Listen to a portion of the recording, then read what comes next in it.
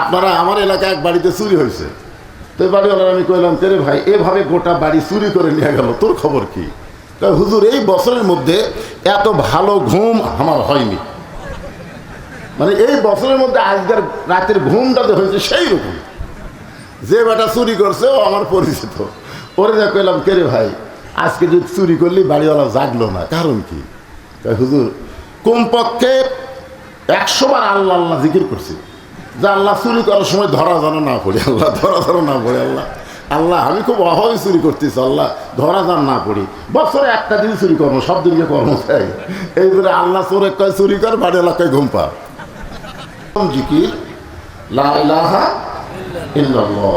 আল্লাহ রাসূল বলেছেন, কোন ব্যক্তি যদি সারা জীবন পাপ করে কিন্তু মৃত্যুর সময় এই জিকিরটা যদি তার জবানে জারি থাকে, শুধুমাত্র জিকিরটা জবানে জারি থাকার কারণে আল্লাহ তার জীবনের সমস্ত গুনাহ মাফ করে দেয়। এই জন্য জিকির করতে আমাদের কোনো শরম নাই, অলসতাও নাই। জবান খুলে লা ইলাহা ইল্লাল্লাহ, লা ইলাহা ইল্লাল্লাহ, লা ইলাহা ইল্লাল্লাহ, লা ইলাহা ইল্লাল্লাহ, লা ইলাহা ইল্লাল্লাহ, লা ইলাহা ইল্লাল্লাহ। যার দিলে আছে আমার আল্লাহর ভয়, যার মনে আছে আল্লাহর ভয়, যার দিলে আছে আল্লাহর ভয়, আল্লাহ আল্লাহ সব সময়। আহার নিদ্রা ভালো লাগে না, এই দুনিয়া ভালো লাগে না, ভালো লাগে শুধু আল্লাহ। লা ইলাহা ইল্লাল্লাহ, লা ইলাহা ইল্লাল্লাহ, লা ইলাহা ইল্লাল্লাহ, মুহাম্মাদুর রাসূলুল্লাহ। সকলেই নবীর মহব্বত জবান খুলে বলছি সাল্লাল্লাহু আলাইহি ওয়াসাল্লাম। আমরা জিকির করলাম কার? আর দরুদ শরীফ পড়লাম কার উপর? নবীর উপর। কারণ জিকিরের মালিক হচ্ছে আল্লাহ, আর দরুদের মালিক হচ্ছে মুহাম্মাদুর রাসূলুল্লাহ। সকলে বলি সাল্লাল্লাহু আলাইহি ওয়াসাল্লাম। দক্ষিণ সারন্দর স্কুল পাড়া পুরাতন জামে মসজিদের উন্নয়ন কল্পে আজকের এই বিশাল তাফসীরুল কোরআন মাহফিলে আল্লাহ তাআলা যিনাকে সম্মানিত সভাপতির আসনে কবুল করেছেন, জনাব মোহাম্মদ হায়দার হোসেন। আজকের এই মাহফিলের সম্মানিত সহসভাপতি জনাব মোহাম্মদ আতাউর রহমান বাবু। সম্মানিত সভাপতিদ্বয়কে অন্তরের অন্তঃস্থল থেকে আমি শুভেচ্ছা জ্ঞাপন করছি। আজকের এই মাহফিলের সম্মানিত প্রধান অতিথি জনাব মোহাম্মদ হাসানুজ্জামান উজ্জ্বল, প্রধান মেহমান জনাব মোহাম্মদ আবু তাজুল ইসলাম, বিশেষ মেহমান জনাব মোহাম্মদ মোস্তাফিজুর রহমান। এছাড়াও বিশেষ অতিথিবৃন্দ যিনারা রয়েছেন, সকলকেই অন্তরের অন্তঃস্থল থেকে আমি শুভেচ্ছা জ্ঞাপন করছি।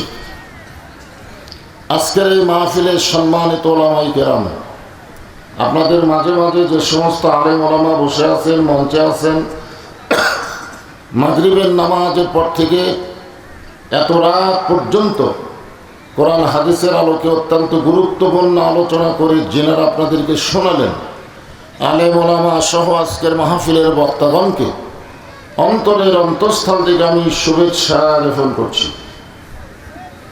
এই মুহূর্তে আমার সামনে যারা বসে আছেন, যিনাদেরকে আল্লাহ দয়া করে, রহম করে, মেহেরবানি করে আজকের এই জান্নাতের বাগানে কবুল করেছেন।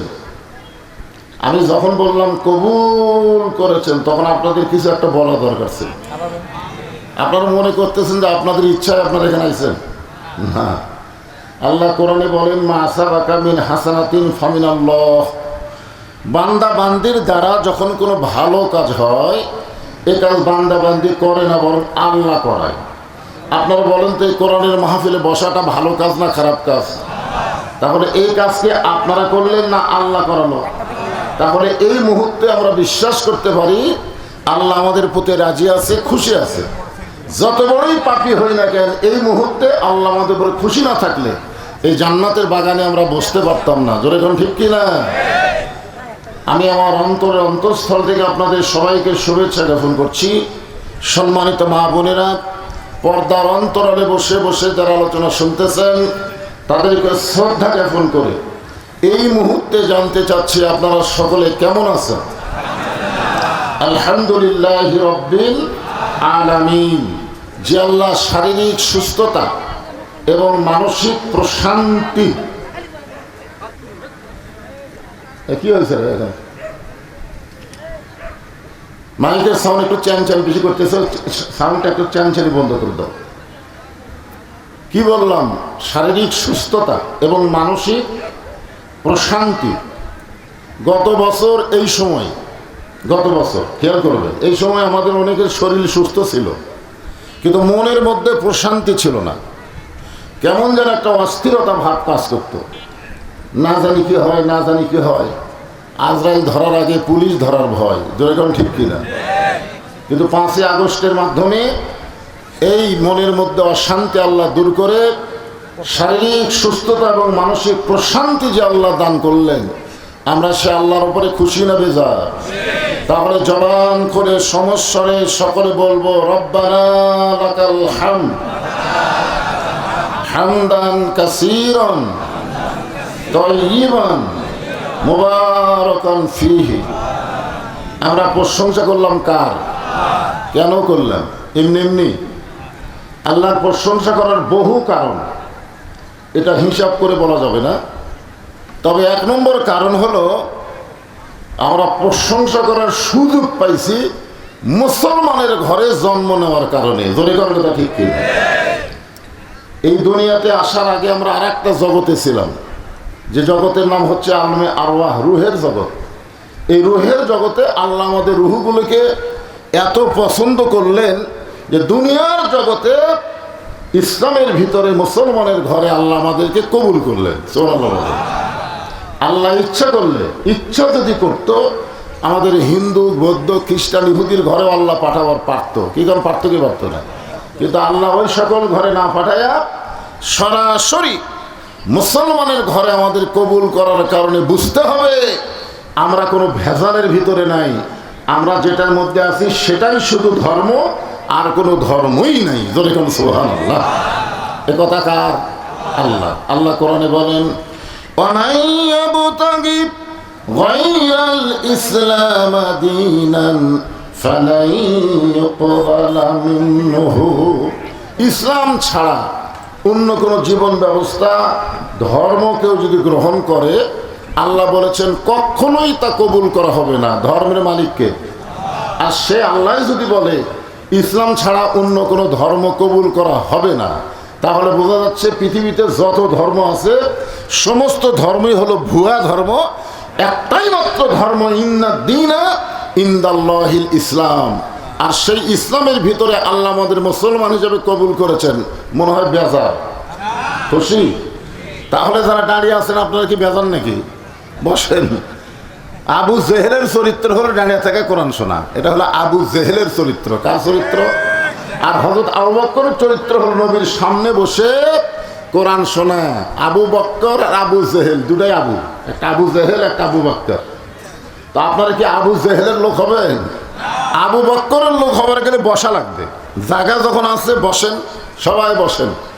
দাঁড়িয়ে থাকা এটা চরম বেয়াদবি, বসাটা হলো একমাত্র আদবি।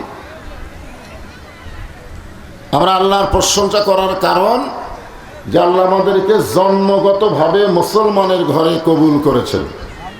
আল্লাহ কোরআনে বলেছেন, এদিকে খেয়াল করবেন, লা তামুতুন্না ইল্লা ওয়া আনতুম মুসলিমুন। মুসলমান না হয়ে তোমরা কেউ মরিও না। মরতে গেলে আমাদের কি হয়ে মরা লাগবে? আপনারা বলেন তো, অন্য ধর্মে জন্ম নিলে মুসলমান হয়ে মরা আমাদের জন্য সহজ হতো না কঠিন হতো? যার প্রমাণ হলো নবীর চাচা আবু তালেব। বহুবার নবী তাকে কলেমার দাওয়াত দিয়েছেন, কিন্তু কলেমা গ্রহণ করে না। কারণ যিনি নবীকে এত দয়া করছেন, আল্লাহ রাসূল বলেছেন মায়ের পেটে থাকতে আমি এতিম ছিলাম, কিন্তু দুনিয়াতে আসার পরে আমি এতিম ছিলাম না। সাহাবারা বললেন, হুজুর মায়ের পেটে এতিম ছিলেন, দুনিয়াতে আসার পরে এতিম ছিলেন না, এটা কেমন কথা? আল্লাহ রাসূল বললেন, ভাগ্যগুণে এমন একজন চাচা পাইছিলাম, যেই চাচা আমাকে এত দরদ করেছে, আমার যে বাবা নাই এটা আমি বুঝতেই পারিনি। সুবহানাল্লাহ। আর সেই মানুষটা জাহান্নামে যাক, এটা নবী চাবে? যাকে কোলে কাকালে মানুষ করছেন, একেবারে মৃত্যুর সময় আল্লাহ নবীকে বললেন, চাচা মরি যখন যাচ্ছেন, মরেই তো যাচ্ছেন, তাহলে একটাবার বলেন লা ইলাহা ইল্লাল্লাহ মুহাম্মাদুর রাসূলুল্লাহ, আমি আপনার হাত ধরে জান্নাতে পৌঁছায় দিব। এত বড় কথা বলার পরেও চাচা কি বললেন, যে মরি যখন যাচ্ছি বাবা, বাপ দাদার ধর্ম ছাড়বো না। মনে করছে যে ধর্মে জন্ম নিয়েছে ওটাই আসল, যে ধর্মে যে জন্ম নেয়, হিন্দুরে বলবেন এটা আসল, খ্রিস্টান কয় এটা আসল, ইহুদি কয় এটা আসল, কিন্তু আল্লাহ কোনটার আসল কইছে সেটা আমাদের দেখা লাগবে। যখন ঠিক কিনা? হ্যাঁ, আমরা আল্লাহর প্রশংসা করার কারণ হলো ভাগ্য গুণে, কপাল গুণে আমরা একজন নবী পাইছি। সুবহানাল্লাহ বলেন। আছেন আমার মুক্তার, আছেন আমার ব্যারিস্টার, শেষ বিচার হাইকোর্টেতে তিনি আমায় করবেন পার, আমি পাপী তিনি জামিনদার। এই তিনি হচ্ছেন আমাদের নবী। আল্লাহ যখন আমাদেরকে হাকিম হয়ে হাসরের ময়দানে শেষ বিচার, যখন কোন বিচার, আমাদেরকে আসামি করে বিচার শুরু করবেন, ওই সময় আমাদের নবী উকিল হয়ে, ব্যারিস্টার হয়ে আমাদের ব্যাপারে আল্লাহর কাছে ওকালতি করে, সুপারিশ করে আমাদেরকে জান্নাতে পৌঁছে দিবেন। এমন একজন নবীর উম্মত হওয়াতে আপনার খুশি না বেজার? মাশাআল্লাহ। আমরা আল্লাহর প্রশংসা বেশি বেশি করব যে আল্লাহ তাআলা আমাদেরকে এমন একটা কিতাব দিয়েছেন হেদায়েত স্বরূপ, যে কিতাবের মধ্যে কোনো সন্দেহ, সবাই বলা লাগবে, যাই বলতেছে না তার কি সন্দেহ হয় নাকি? এই কিতাবের মধ্যে কোনো সন্দেহ নাই, এ কথা কে বলছেন? আল্লাহ বলেছেন, যালিকাল কিতাব লা রাইবা ফীহ, এমন একটা কিতাব যার মধ্যে কোনো সংশয় নাই, সন্দেহ নাই, ধোঁকা নাই, গোজামিল নাই। সুবহানাল্লাহ বলেন। পাইকারি হারে সবাইকে আল্লাহর কোরআন যদি হেদায়েত দিত তাহলে খুব ভালো হতো, কিন্তু আল্লাহ এখানে খাস করে বলতেছেন হুদাল্লিল মুত্তাকিন, কেবলমাত্র যারা মুত্তাকি হবে তাদেরকে আল্লাহর কোরআন হেদায়েত দিবে। তাহলে কোরআন থেকে হেদায়েত নিতে গেলে কি হওয়া লাগবে? মুত্তাকি। জোরে বলেন কি? সবাই বলেন না কেন, আরবি শব্দ হলো মুত্তাকি। জোরে বলেন কি হওয়া লাগবে? মুত্তাকি। মুত্তাকির ব্যাখ্যা আল্লাহ বলেছেন অন্য আয়াতে, ইয়া আইয়ুহাল্লাযীনা আমানুত্তাকুল্লাহা হাক্কা তুকাতিহি। আল্লাহ বলতেছেন মুত্তাকি কারা হবে? এই মুত্তাকি সম্পর্কে আল্লাহ বললেন ভয় করা লাগবে কাকে? আল্লাহ ছাড়া অন্য কাউকে ভয় করা যাবে না। কিন্তু গত 15 বছর আমরা আল্লাহর কথা মনেই থইনি। আমার বগুড়ার এক ইমাম সাহেব ভয়ে দোয়া করতেছে, রব্বানা আতিনা ফিদ দুনিয়া হাসিনা, মানে হাসানার জায়গা ভয়ে হাসিনা করছে। এমন একটা অবস্থা পরিবেশ তৈরি হয়েছিল যে আমরা কথা বলার আগে আগে চারিদিকে তাকাইতাম যে কেউ আছে কিনা। কথা বলতে দেও ফিসফিস করে গল্প করতাম, কি বলছিস ভাই তো জোরে বল, তাই দেওয়ালের কান আছে। মানে মানুষ এমন একটা ভয় করছিল যে মনে হয় মাথা তুলে দাঁড়াবারই পারবে না, এমন একটা অবস্থা ছিল। জোরে কারণ ঠিক কিনা? আসলে মুত্তাকি হবার গেলে কাউকে ভয় করা যাবে না, একমাত্র ভয় করতে হবে কাকে? আল্লাহকে, কারণ তিনি হচ্ছেন ক্ষমতার মালিক। আল্লাহ বলতেছেন তাবারাকাল্লাযী বিয়াদিহিল মুলক, গোটা পৃথিবীর কর্তৃত্ব, রাজত্ব, মালিকানা একমাত্র কার হাতে? সবাইকে বলা লাগবে। কিছু কথা বলার সময় মুখ বন্ধ রাখলে বিপদ। এই কথা কি আমার নিজের কথা না আল্লাহর কথা? কি বুঝতেছেন? তাবারাকাল্লাযী বিয়াদিহিল মুলক, ওই পূত পবিত্র আল্লাহ যার হাতে সমস্ত রাজত্ব, সমস্ত কর্তৃত্ব, অহু আলা কুল্লি শাইইন কদির, প্রত্যেকটা বিষয়ের উপরে একমাত্র ক্ষমতা কার? কিন্তু আমাদের বাংলাদেশে আমরা বলতে শুনেছি যে দেশ আমার, দেশ আমার বাপের, এত সালের আগে আমাকে নামাইকে, এরকম কথা কিন্তু আমরা বলতে শুনেছি। জোরে কোন কথা ঠিক কিনা? অনেক নেতারা তো বলেই ফেলছিল যে 41 সালের আগে আমাকে নামাইকে। আল্লাহ কয় 24 সালের 5 আগস্ট পার হওয়ার পারবি না। জোরে কোন কথা ঠিক কিনা? 5 তলা বিল্ডিং, 1.5 লাখ টাকার খাট, 12,000 টাকার কম্বল, ওড়ে তামানে দিয়া রাত 9টার সময় দোয়া পড়তেছে, আমার বাড়ি আমার ঘর আমাক নামাইকে। আপনার বলেন তো ঘুমের দোয়া কি বলতেছে? আমার বাড়ি আমার ঘর আমাক নামাইকে। দুই কান্দে দিয়ে ফেরেশতা বলতেছে আল্লাহ। ঘুমানোর আগে মানুষ দোয়া পড়ে আল্লাহুম্মা বিইসমিকা আমুতু ওয়া আহইয়া। ঘুম দেওয়ার মালিককে, চেতন করার মালিককে। আরো বলতেছে আমার বাড়ি আমার ঘর আমাক নামাইকে। রাত 3টার সময় আল্লাহ একটা ভূমিকম্প দিছে। ধরে কোন কি কম্প? তাহলে বিল্ডিং একটু কাঁপে উঠছে। ওই যে 9টার সময় কি কয়ে শুইছে ওটার মনে নেই। কি কইছে? দেশ আমার বাপের, দেশ আমার, আমার নামাইকে। এমন একটা ভূমিকম্প, বিল্ডিং লড়ে উঠছে, এত ফোর্সে নামছে বুঝলেন, যে কম্বলের মধ্যে লুঙ্গি খোলা আছে, এই লুঙ্গিটা পরার টাইম পাইল। দুই কান্দে দিয়ে ফেরেশতা বলতেছে আল্লাহ নামাইলা নামাইলা, তাই বলে ন্যাংটা করে নামালা।